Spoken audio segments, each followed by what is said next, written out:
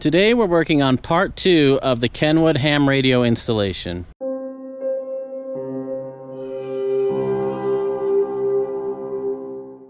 For the antenna, I went with a Larson dual band antenna, and I just mounted it on the hood right here. I realized that roof mounted is the best, but this van's already over 8 feet tall, and we did not want to be smacking the antenna on everything. It's a little bit of a compromise, but we've got friends with the same antenna in the same spot with good results. That's where the radio is going to be mounted. It's just floating there at the moment. I feel it's pretty protected.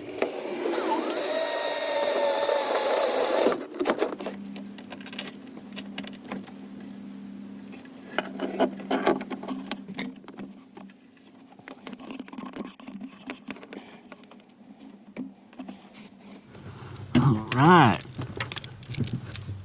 that's the hardest part of any install, is getting the coax in. And the power seat still moves, but the base doesn't.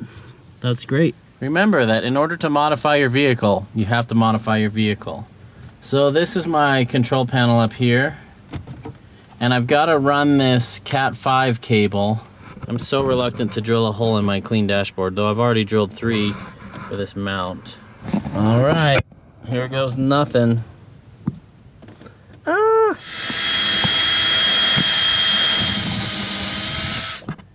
Ooh, that's just barely above this.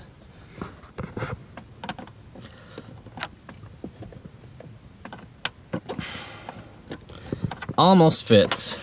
Shoot, I gotta make it big enough for that to fit too, dang it. Okay, I got it in there. Just gonna push it and see where it comes out. That was a big gamble. I'm glad that one paid off. I mean, I've installed a lot of stereos and stuff in my cars in the past, but I don't know much about these vans and what was behind that. I'm glad it worked out.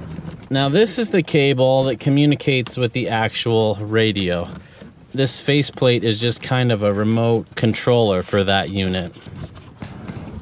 All right, got the grommet installed. I'm gonna put this on here. Beautiful. Nice and low profile. Let's snake it down through there, around the back, through this channel, and back up under the seat to plug into the radio. 99% of any radio or ham or CB install is running cables, and this is no different.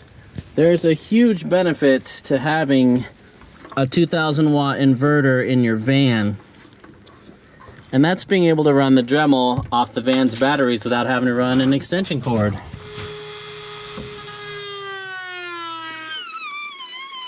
I've got the Cat 5 cable routed.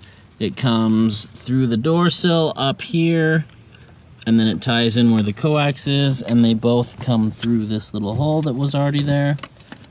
And it comes around here and plugs into the front of the transceiver. I've got to remove the seat so I can mount that bracket, because I can't get a screw gun in there very well.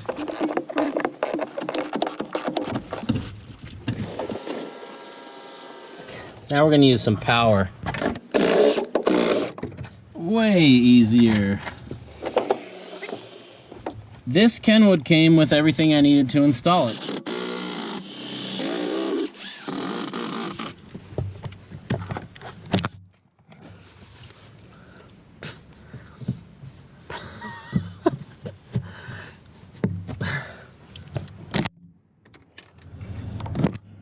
So ready to be done.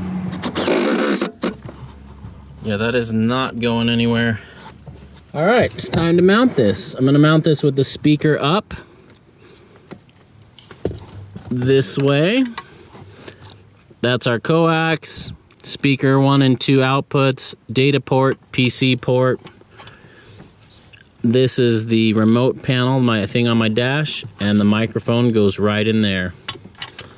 And this is the coolest little mount. Check out how this goes.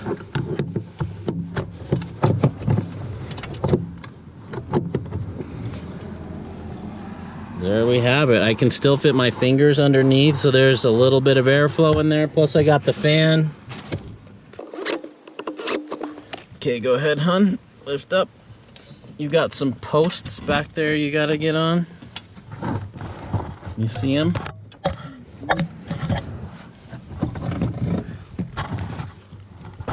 Oh, that's a thing of beauty. It's nice, it's protected by this little bar if something were to slide into it. And my cables aren't under tension and I can move the seat all I want and it doesn't affect this. It's been a long day, but I'm really pleased with how the install turned out. All I've got to do now is route power, and I will do that another day.